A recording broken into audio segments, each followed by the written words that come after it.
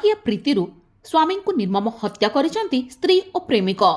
ଦୁଇ ଜଣଙ୍କ ପ୍ରେମ ସମ୍ପର୍କ ସ୍ୱାମୀ ଜାଣିବା ପରେ ପ୍ରେମିକକୁ ସ୍ୱାମୀର ହତ୍ୟା ପାଇଁ ସ୍ତ୍ରୀ ବଇନା ଦେଇଥିଲା, ଯାହାକୁ ପୂରା କରିଥିଲା ପ୍ରେମିକ।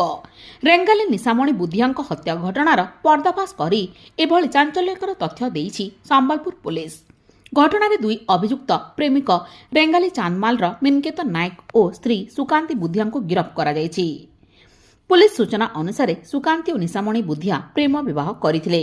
ଉଭୟଙ୍କ ଘର ପୁରୁଣା ଖିଣ୍ଡାରେ, ହେଲେ ଘର ଲୋକଙ୍କ ସହମତିରେ ବିବାହ କରିନଥିବାରୁ ନିଶାମଣିଙ୍କୁ ଦୂରେଇ ଦେଇଥିଲେ ପରିବାର ଲୋକେ। ତେଣୁ ସେମାନେ ରେଙ୍ଗାଲି ରାମଚନ୍ଦ୍ର ନଗରରେ ଭଡ଼ାରେ ରହୁଥିଲେ। ତାଙ୍କର ଏକ ପୁଅ ମଧ୍ୟ ଅଛି। ପରିବାର ସୁରୁଖୁରୁରେ ଚାଲୁଥିବା ବେଳେ ଗତ 4 ବର୍ଷ ତଳେ ସୁକାନ୍ତି ଏକ ଘରୋଇ କମ୍ପାନୀକୁ କାମ କରିବାକୁ ଗଲେ। ସେଠାରେ ରେଙ୍ଗାଲି ଚାନ୍ଦମାଲର ମିନକେତ ନାୟକଙ୍କ ସହ ତାଙ୍କର ଦେଖା ହୋଇଥିଲା। ଉଭୟଙ୍କ ମଧ୍ୟରେ ସମ୍ପର୍କ ବଢ଼ିବା ସହ ଟଙ୍କା ପଇସା କାରବାର ହୋଇଥିଲା। ପରେ ଏହା ପ୍ରେମର ରୂପ ନେଇଥିଲା। ନିଶାମଣି ଘରେ ନଥିବା ବେଳେ ମିନକେତନ ତାଙ୍କ ଘରକୁ ଆସନ୍ତି। ଏମିତିକି ଘରେ ଥିବା ସମୟରେ ମଧ୍ୟ ମଝିରେ ମଝିରେ ଆସିଥାନ୍ତି, ଯାହାକୁ ନେଇ କିଛି ଦିନ ତଳେ ନିଶାମଣି ସନ୍ଦେହ କରିଥିଲେ। ସ୍ତ୍ରୀକୁ ତାଗିଦ କରିବା ସହ ମିନକେତନ ସହ ସମ୍ପର୍କ ନ ରଖିବାକୁ କହିଥିଲେ, ଯାହାକୁ ନେଇ ସ୍ତ୍ରୀ ସୁକାନ୍ତି ସ୍ୱାମୀଙ୍କୁ ହତ୍ୟା କରିବାକୁ ପ୍ଲଟ୍ ତିଆରି କରିଥିଲା। ସ୍ୱାମୀଙ୍କୁ ହତ୍ୟା କରିବାକୁ ପ୍ରେମିକକୁ କହିଥିଲେ।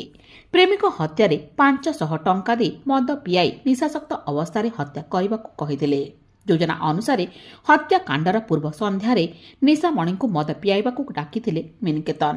ନିଜେ ମଦ କିଣି ମୃତଦେହ ମିଳିଥିବା ସ୍ଥାନର ଅଳ୍ପ ଦୂରରେ ଉଭୟ ମଦ ପିଇଥିଲେ। ଯୋଜନା ଅନୁସାରେ ମିନକେତନ ନିଶାମଣିଙ୍କୁ ଅଧିକ ମାତ୍ରାରେ ମଦ ଦେଇଥିଲା। ମଦ ପିଇବା ପରେ ଘରକୁ ଯିବା ପାଇଁ ଉଭୟ ବାହାରିଥିଲେ, ହେଲେ ନିଶାମଣିଙ୍କୁ ଗାଡ଼ି ଚଳାଇବାକୁ ମିନକେତନ କହିଥିଲା। ନିଶାମଣି ଗାଡ଼ିରେ ବସିବା କ୍ଷଣି ମିନକେତନ ଲୁଚାଇ ନେଇଥିବା ଏକ ହାତୁଡ଼ିରେ ମୁଣ୍ଡକୁ ଆଘାତ କରିଥିଲା।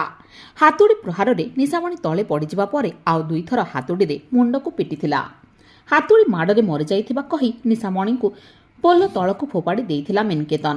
ଘଟଣାସ୍ଥଳରୁ ମିନକେତନ ସୁକାନ୍ତିର ଫୋନ୍ କରି ନିଶାମଣି ମରିଯାଇଥିବା କହି ଘଟଣାସ୍ଥଳରୁ ଫେରାର ମାରିଥିଲା। ମୃତ ନିଶାମଣିର ଫୋନ୍ ଆଣି ନଥିବାରୁ ସୁକାନ୍ତି ନିର୍ଦ୍ଦେଶରେ ପୁଣି ଥରେ ଘଟଣାସ୍ଥଳକୁ ଯାଇ ମୋବାଇଲ ଆଣିଥିଲା ମିନକେତନ। ସିଡିଆର୍ ଓ ସାଇବର ସେଲ୍ ସହାୟତାକୁ ଅଭିଯୁକ୍ତ ପାଖରେ ପହଞ୍ଚିଥିଲା ପୁଲିସ।